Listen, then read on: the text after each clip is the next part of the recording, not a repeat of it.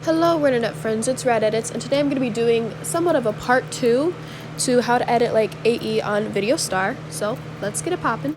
So the first thing we're going to do is head to multi-layer clip because I get this question all the time about how you get the advanced controls. So just click one, import, whatever, it doesn't really matter right now, but then you're going to click on the one and press edit keyframe. Once you're in the keyframe, you won't have what I have, so I'm just going to show you what you would have. Unless you obviously already have it, but you should look like that. And then you would go to options, default to smooth paths. I don't know how to pronounce, oops. And then you would press show advanced controls. So now you have smooth paths, and now you have the advanced controls, which is that, and the curves, which really come in handy. So I would highly recommend doing this if you don't already have it. So yeah. So next we're going to be talking about how to do smooth transition, so let me import a few photos first. And I know no one's here for my life story, but for those who are curious, because I had literally 6,000 photos in my camera roll earlier and now I'm only down to like 2,000, I got a new phone and literally all of my photos got erased. So I lost all my editing crap and had to start from square one. I know no one really cares, but just to clarify, yeah.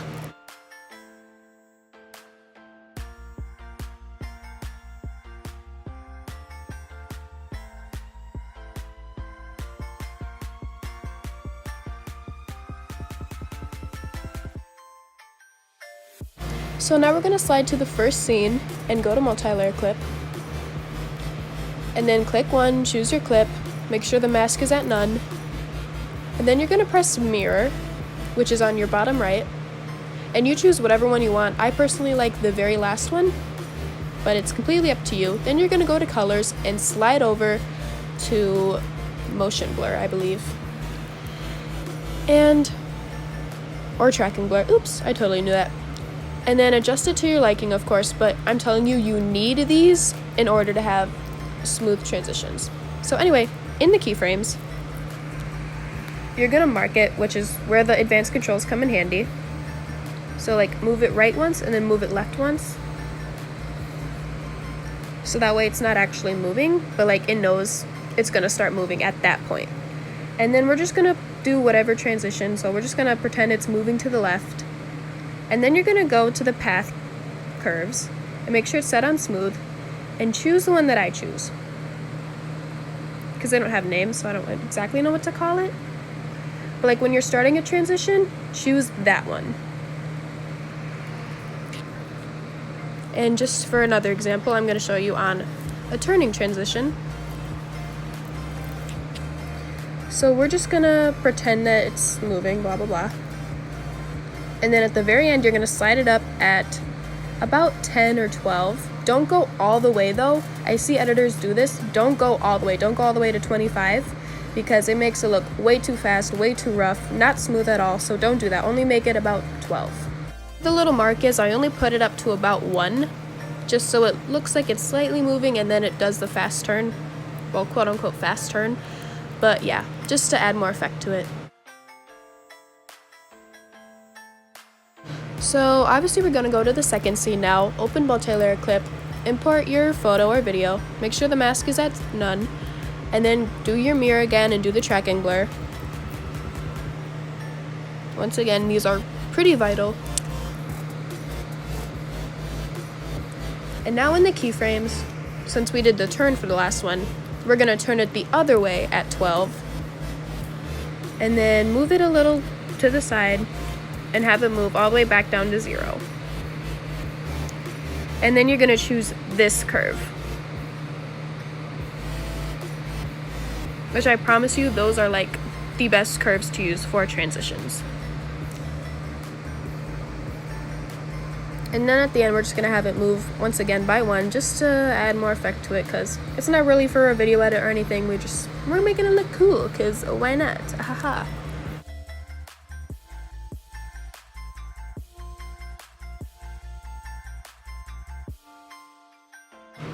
So now we're going to talk about the smooth rocking effect. So once again, let me import a video real quick.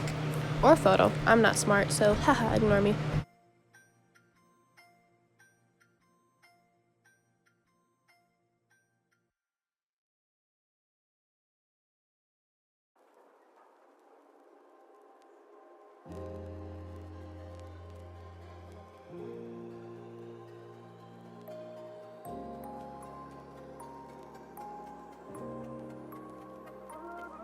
So once again, we're going to go to multi-layer clip, and we're going to import the photo, and then we're going to go to mirror, except I didn't do that first, but I still did it, so forgive me. So back to edit keyframes, and it goes too fast here. I'll show a better example later in the video, just hold on, give me a minute. But basically what you would do is you would move it a little bit, and you'd move it down to 2 or 1 or however much you want to rock it at. Excuse me my limited vocabulary, but I say 2 instead of 0.02, but yeah, whatever. Anyway, those are the 2 keyframes that I would highly recommend for doing the rocking motion. Oh my god, look at me. Motion in. And basically, just throughout the video, you would have it move to 1 or 2, back and forth like that. Now, this goes very fast, so I close out of it, and then I'm gonna merge all the clips together and just basically show you a way better version of it because it went way too fast. Usually you would do the rocking for like a slower, longer clip. I mean, you know what I mean? You probably don't know what I mean, I'm confusing, but so basically you see how this clip is much longer than the clip that I was using previously. If I use a much longer clip, it'll work way easier than like a shorter clip. Otherwise it looks like a shake, but like a shake on crack.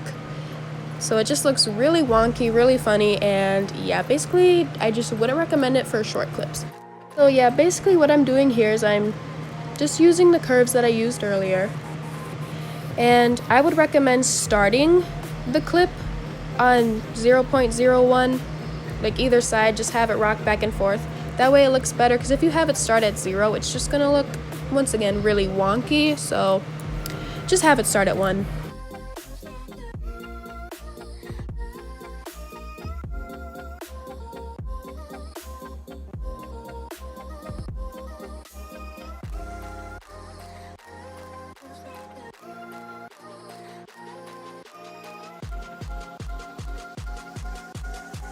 So now the very last thing we're going to talk about is shakes, which these are very hard on Videostar, but luckily for us there is a bit of a hack for it. So obviously import your clip once again for the millionth time, do your mirror, and then once again do the tracking blur. My voice just got really rough there, that's fun. And yeah, now you're going to go to edit keyframes, and basically you're just going to move it to the side, or wherever you want. You can have it move up or down or to the corner, which I will show you later on. And then you're going to go to the keyframe, or not keyframe, the curve, make sure it's on smooth. Just any of these bouncing ones, and you can choose your preference, whichever one you want, however much shake you want. And you can make it more extreme by moving it more off to the side, like that. Which, once again, this video was slowed, so it does look kind of wonky from what you're watching right now, but I do want you guys to understand this, so excuse that. But yeah, so once again, you can do it from the corner, and then I'll show you, you can do it from up.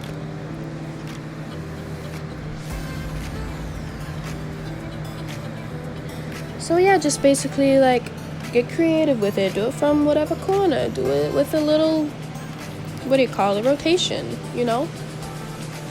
So yeah, that's basically it. Just have it start up or to the side or wherever you want it to start, and then use the bouncy curve, and there you go. You got a shake right there.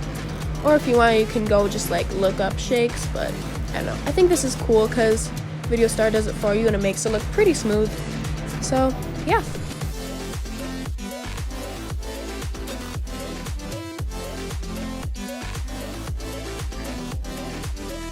So if you liked this video, please give it a big thumbs up. If you hated this video, please give it a big thumbs up. I love you, thank you, and bye!